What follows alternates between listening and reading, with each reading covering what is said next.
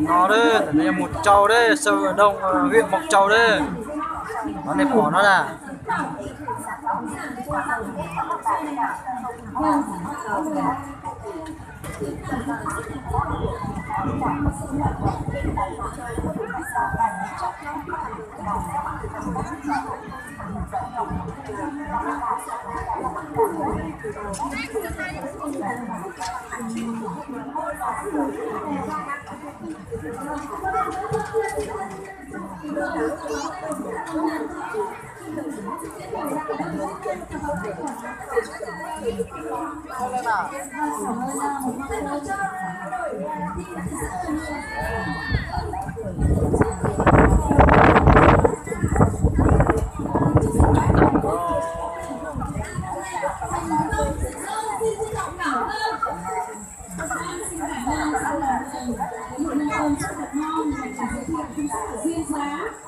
Chúc cho tất cả người sẽ có kết quả rất tốt trong ngày hội văn hóa của Học viện Mộc Châu năm 2010.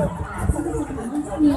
Bây giờ xin mời giám khảo, ban giám khảo sẽ xem một năm năm của xã Tây Hợp, một xã xa với thị trấn Mộc Châu, nhưng mà trong thị xã cố gắng mang về đây những điểm thi đặc biệt là chúng ta 50 tặng cả 20 đi mẹ phải luôn thật.